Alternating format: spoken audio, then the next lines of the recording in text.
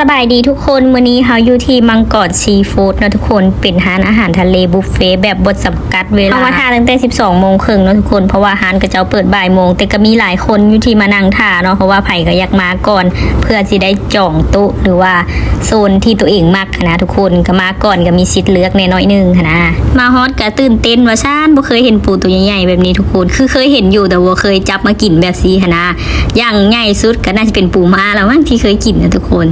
ก็มีหลายอย่างเนาะมีของทอดของหวานมีเป็นขนมเค้กทุกคนขนมเค้กค่ะค่อยไปซิมและแซ่บทุกคนเค้กกับเจ้าชิ้นนิ่มๆเนาะมีทั้งตำบักหุ่ง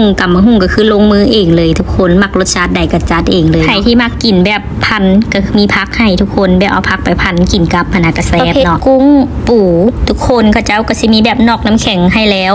แล้วก็สิมีแบบอยู่ในบ่อแบบนี้เนาะทุกคนไผ่ที่มักแบบว่าโตเป็นก็คือมาจับเอาเองเนาะปลาหมึกก็มีหลายไซส์เนาะไซส์น้อยไซส์ใหญ่เป็นเนาะทุกคนแล้วก็มีหอยโหลดหอยหวานค่อยเอามากินหอยหวานทุกคนปลากระพงก็รวมอยู่ในบุฟเฟ่ในราคานี้เลยเนาะทุกคน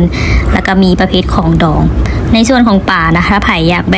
กกินแบบทอดหรือว่าอยากเฮ็ดเป็นเมนูใดก็ไปแจ้งทางร้านได้แจ้งพนักงานกับเจ้าใดเนาะกับเจ้าสิเฮ็ดมาให้หรือว่าเฮาสิเอามานึ่งเองหรือว่าเอามาย่างเองก็ได้เนาะปกติเฮาก็บ่ได้มากินอีหยังแบบนี้เนาะทุกคนแบบว่าโดนๆปีละเทื่อเนาะมาให้รางวัลตัวเองหลังจากที่แบบผ่านมรสุมชีวิตเฮ็ดเวียกเฮ็ดงานมาเบิดปีเนาะทุกคนก็มาหาแนวกินแซ่บๆเนาะทุกคนนั่งกินไปก็คิดฮอดอีพ่ออีแม่ทางบ้านเลยเนาะทุกคนเวลาเฮาได้กินแนวแซ่บๆก็คือฮอดเพิ่นจอยๆอยู่ใครที่อยู่แถวกรุงเทพแล้วหาอาหารบุฟเฟ่ทะเลนะทุกคนก็ลองมาเบิ่งเด้อสำหรับข่อยคือผ่านทุกคนน้ำจิ้มกับเจ้าคือเลิศ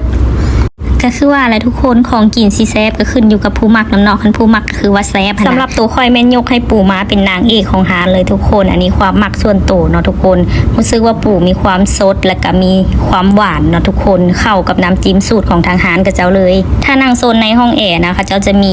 ปลาแซลมอนนี่มาให้พร้อมทุกคนคันโซนทางนอกบ่มีได้มีแต่ทางในเนาะเขาเจ้าก็สิแล่มาให้แบบนี้ก็จะมีซอสมีวาซาบิมาให้เนาะทุกคนแต่ว่าข่อยหันบ่มักกินบ่เป็นอันวาซาบินะค่อยก็เอามาใส่กับน้ำจิ้มซีฟู้ดแบบนี้ทุกคนถ้าว่าเขาตำบักหุ่งมาแล้วเอาแบบปลาแซลมอนนี่ไปใส่กับตำบักหุ่งก็คือสินัวน้ำปลาแดกอีกทุกคนฮู้ว่าร้านก็เจ้ามีจักสาขาเนาะทุกคนแต่ที่ค่อยค้นหาเห็นอยู่สาขาสุขุมวิทแล้วก็มีสาขาที่ค่อยมานี้คือราชบุรณะประมาณนี้แหละคันค่อยว่าปกติแล้วค่อยเป็นคนที่มักกินหอยแครงขนาดเลยทุกคนค่อยก็เลยตักมาจานมักใหญ่เนาะทุกคนเห็นหอยหน่วยใหญ่ค่อยก็เลยแบบสะอ่อนเนาะแต่พอมากินแล้วทุกคนบ่คือที่คิดด้วยความที่หอยแครงหน่วยใหญ่ทุกคนแล้วมันจะมีความหยาบทุกคนมันบ่นัวคืออันหอยแครงแบบว่าไซส์ปกติทั่วไปนะก็เลยกินได้น้อยเดียวเนาะไผที่มากะอย่าฟ้าวตักมาหลายเนาะทุกคนตักมาจากหน่อยก่อนจาก4-5 หน่วยสินะลองมากินเบิ่งก่อนตักมาหลายกินบ่เบิดประเสียดายของเด้เนาะคลิป3 นาทีก็คือว่ายาวแฮงทุกคนบ่ฮู้สิพักแบบใดแล้วคันสั้นก็3 นาทีขึ้นไปพัดสิลง YouTube บ่ได้นะทุกคนก็เลยต้องเฮ็ดคลิปให้มันยาวฮอด3 นาทีออกจากของข้าวก็มาจบที่ของหวานเนาะทุกคนจบคลิปบัดนี้ปาติโทเพื่อสิจบคลิปเนาะเสียงจนแหบ